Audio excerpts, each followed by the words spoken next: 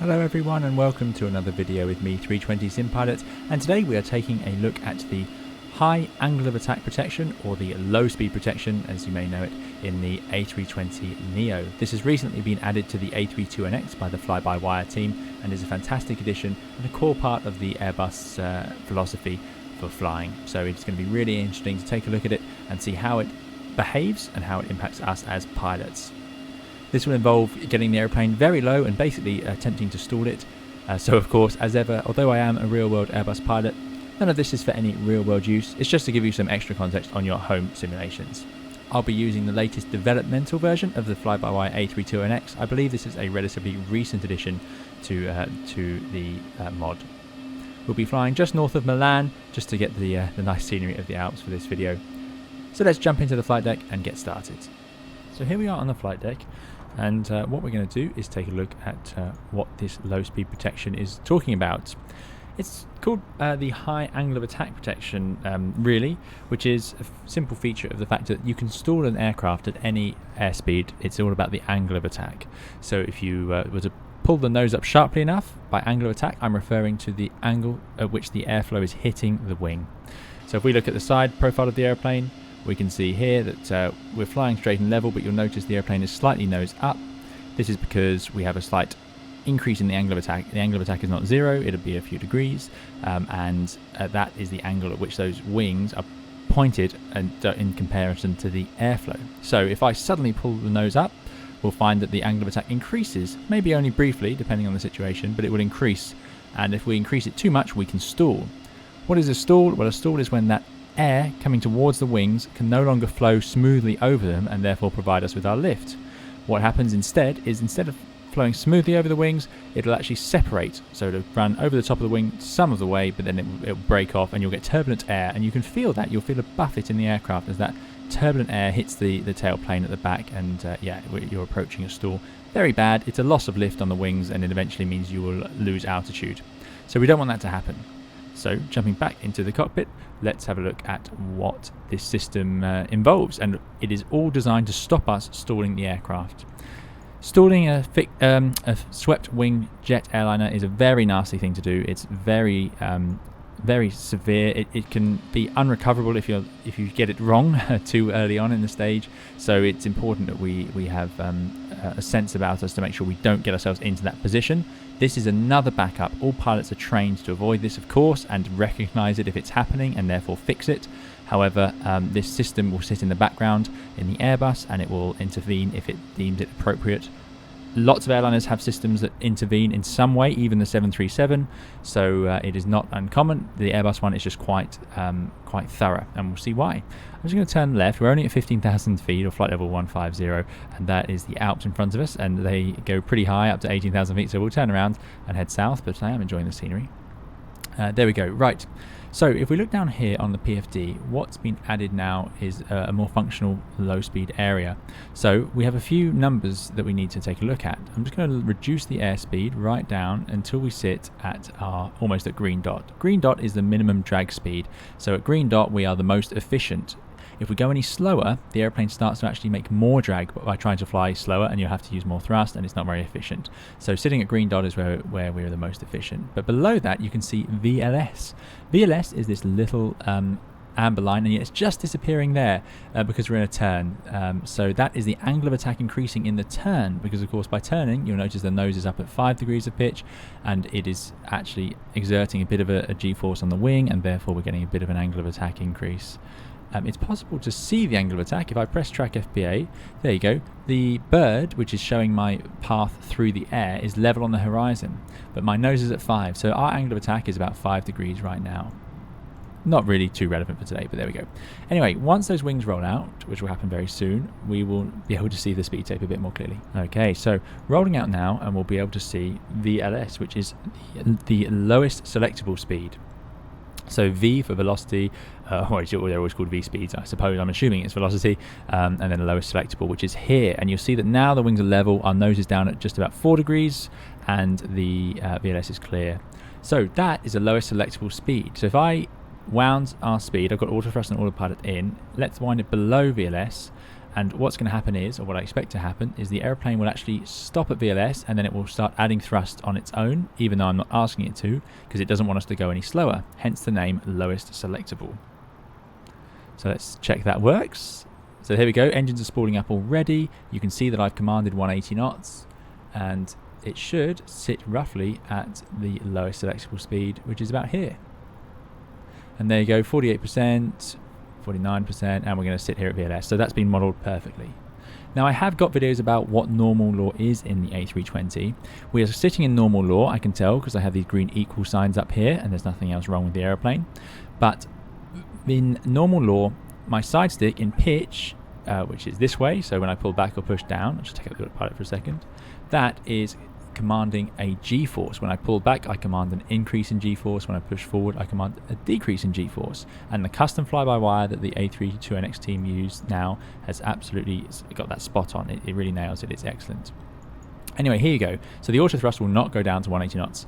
Now, I can actually override that. If I take out the auto thrust, so I've got the hardware, so I can press these little disconnect buttons. So I've done that. Auto thrust is out. I look up here, it says thrust lock. So what I do is now I'll move those thrust levers and take control, and I can actually reduce the power on my thrust, and I can override it and get the airplane to reduce below VLS. That is just a function of auto thrust. So there we go. I could fly along at, let's give ourselves a bit of margin, 185 knots. And there we go. Now this is not a comfortable position to be in, but I can do it if I need to. There are some reasons you'd need to do this. It's very rare, but it is something that does occasionally have to be done in an abnormal situation. And great, there we are. So that is the first of the low speed. You've got your VLS protections. So next, we're looking at these digits coming below. So next on the PFD here, we have the alpha prot. These black and amber bricks. This is the alpha prot section. The top of this is alpha prot, and then the bottom is alpha max. Alpha being our angle of attack. So this is where the angle of attack protection will kick in. Alpha max is the maximum angle of attack I'm allowed to go to. And you'll see it's moving up and down. That's because, again, it isn't related directly to the airspeed perfectly. There is a connection, of course. But what it's actually doing is, as we go through turbulence, it will move up and down because the angle of attack is adjusting on the wing and so on. So, yeah, very dynamic. And there's no point trying to memorize numbers because it will always be different, and your weight will change, this sort of thing, and all sorts. Anyway, so the question here is, let's wind that speed out of the way. Remember, I've turned off the auto thrust. What's going to happen if we were to lower the speed any further? Well, we'll get to alpha prot. At alpha prot, I'm going to do nothing. I'm not going to fiddle with the side stick, and we'll see what happens. So I'm going to bring the thrust back to idle. And what I expect to see is that the autopilot will disconnect because it can no longer safely fly us here. And then the nose will drop in order to maintain alpha prot as our speed. So there's the autopilot disconnecting, and there's the nose reducing, and you'll see that. So although the flight directors are looking at out heading, that's not what we're doing anymore. So I'm going to disconnect. I'm going to turn off the flight directors. They're no good to us. And here we go. So I've got idle thrusts, which you can see here. That's the C chord, I think it's called, which is just telling us that we're leaving our altitude. That's fine. And you'll notice that now the nose is going down, and we've got a vertical speed, and it's trying to sit at this alpha prot. That's the angle of attack where the protection kicks in. Now that's not our maximum angle of attack, that is down here. And I'm doing nothing to the side stick, remember, and the aeroplane is just sitting here. If I add power, so let's add a load of power, let's go to 50% N1. What will happen is the airplane will actually pitch up, and it will continue to try and maintain alpha prot. So you'll notice that instead of the speed increasing, it's pitching the nose up. This is amazing work by Flybywire. They've really got this spot on. So as I add loads of thrust, instead of going faster, the nose will just rise and it will try and maintain alpha prot. You'll notice as the airplane pitches up, alpha prot also rises with it. Again, it's all to do with that angle of attack. And now if I bring the power straight back to idle, you'll watch that nose drop again as it tries to sit there. In order to go back to normal flight and back into our 1G normal law control of the pitch, I've got to actually push forward. So if I push forward on the side stick, which you can see in the bottom left, push forward, add power, and now I'm above alpha prot and back into VLS. If I add too much power too quickly, you'll see that the angle of attack tries to increase again. So you do have to balance it. Going to full thrust straight away is not ideal, but I'm pushing forward slightly, and now we're back into 1G normal law flying, all as you'd expect, and I can control the airplane. And now, if I add power, it's back to what you normally have in the Airbus. The pitch stays the same, it flies along at 1G, the speed increases, the auto trim does its magic. So, all pretty straightforward so far. The next step then, how can we get lower than alpha prot, which is as far as we got? Well, very easy. What I'm going to do is hold the thrust at idle, no surprise, but this time I'm going to have to pull back on the side stick. I'm going to pull back and keep pulling back as we go below alpha prot, and you'll see that we can only get to alpha max. So that is going to be the slowest, or the highest angle of attack, I should say, that the airplane will let us go to. Now, in the meantime, you'll notice alpha floor engage, and this is what a lot of you will notice. It's one of the first things when I first flew Airbuses in simulators. It's one of the first things I noticed. I remember back in the FSX days. I believe FSX had a similar system. Anyway, maybe it was the Aerosoft Airbus. But what happens is you'll get alpha floor written up here, and this is in the auto thrust channel. It is an auto thrust function, alpha floor. It is not a part of the same protections. If your auto thrust is broken, and we can dispatch the Airbus, we can do flights with passengers and everything without auto thrust, no problem at all. If that system is broken, this will not engage. You don't need it to engage because the protections are already there. You'll see that we can't stall the airplane, but alpha floor is just a nicety where it also kicks in toga thrust. The idea being that if you've had to force the airplane into such a high angle of attack, i.e. you're pulling back on the side stick, it's assuming that you want to be going up. So you're talking about escape maneuvers or TCAS or GPWS or something. It shouldn't be such a severe maneuver for a TCAS, but who knows? Probably GPWS or wind shear most likely. So in those contexts, you'll need full thrust, or that's what it assumes. So it's trying to give that to you. So now, with my side stick down here, what I'm actually going to do is bring up the let's bring up the PFD view. Good, and now we are going to pull back, pull back, pull back, pull back. You will go into alpha prot, and you'll see that by pulling back on the side stick, the airplane continues to increase the angle of attack. That nose continues to rise. So this is all looking good. I'm going to keep pulling back, and if I pull back all the way now, it will go to the red bar. And there's alpha floor, and the auto thrust you'll see has engaged in white. A reminder that if auto thrust is broken, this will not work. The engines have gone to toga thrust, but we're going to ignore that. Here's the speed, and it's now back at, as you see, alpha max. The nose is coming up. There is actually a bank limit now. There are more severe limits in the roll rate and so on, but the nose will not go above 30 degrees, hence these green equal lines. However, we're not going to reach 30 degrees because of, I've got to make sure my mouse is over the simulator or I don't get the control. There we go. Yeah, we're not going to go above 30 degrees because the airplane's going to run out of energy anyway. And that is it. I can't do more to try and stall this aircraft. I've got the side stick fully back, and I'm sitting here flying along, and if we jump outside, you'll see elevators are up, but they're being managed. I've got control of the roll, and now I'm flying the airplane, effectively trying to get out into some sort of escape maneuver. Maybe there's terrain in front or something like that. It's not a very comfortable position to be in, no doubt, but it is nonetheless safe. So I'm still fully back, and the Airbus won't let this happen. Now, this all works in normal law. It does not work in alternate law, something we'll talk about when that's implemented in the Fly-by-Wire mod. I do have videos on my channel covering normal and alternate law, which I will provide a link to. But yeah, so there we go, climbing away, and the speed won't go any lower. I can't get it to stall. We don't experience the buffet. Very clever stuff. So how do we get out of this mess? Well, if I just let go of the side stick, what do you think will happen? Place your bets. I'm going to let go now. There we go, side stick to neutral. Lo and behold, the nose drops, and soon enough the speed is back up, and it will be at alpha prot. And we're just back into our normal alpha prot situation, which we already saw earlier. Oh, we're entering some cloud, going a bit gloomy. Let's not ice up while we're in here, -11 yet, so we'll put on that engine anti-ice. Good. So we're getting that alert for leaving the altitude again, that's fine. And here we go, we're now at alpha prot. But you'll remember that because of the fact we have all that thrust on, the airplane will keep pitching up to try and maintain it. So how do we get rid of this alpha floor? You'll see that we're now sitting in alpha prot, and the nose is rising, alpha floor flashing in amber because it's an airplane reversion that it's done for us. Toga thrust over here, and the thrust levers are sat at idle. So I'm going to push the nose forward and get us back into our sort of normal law position, pushing it down, and then eventually it will convert back to its 1G, but you'll notice as it does that, it will slightly pull up, and you'll get this sort of, these speeds will change up and down. So you've got to be careful here. We're also at 20,000 feet. The air is a little bit thin. Now I'm going to move my thrust levers to climb. Could do flex as well. I'm going to put them to climb just because that's a normal sort of thrust I want now that I'm out of the low speed range. And then I'm going to press these red buttons again, these disconnect buttons. So I've got them there. Press the disconnect, and you'll notice it's all moved, it's all gone away, and I've got thrust lock. The thrust is now locked. I'll just move the thrust levers, and now I've regained control. So just to make that clear, I moved them to the climb gate, I pressed the red disconnect buttons. I have the hardware, the officer pack, so I could use that. So I pressed that to disconnect everything. You get this thrust lock flashing.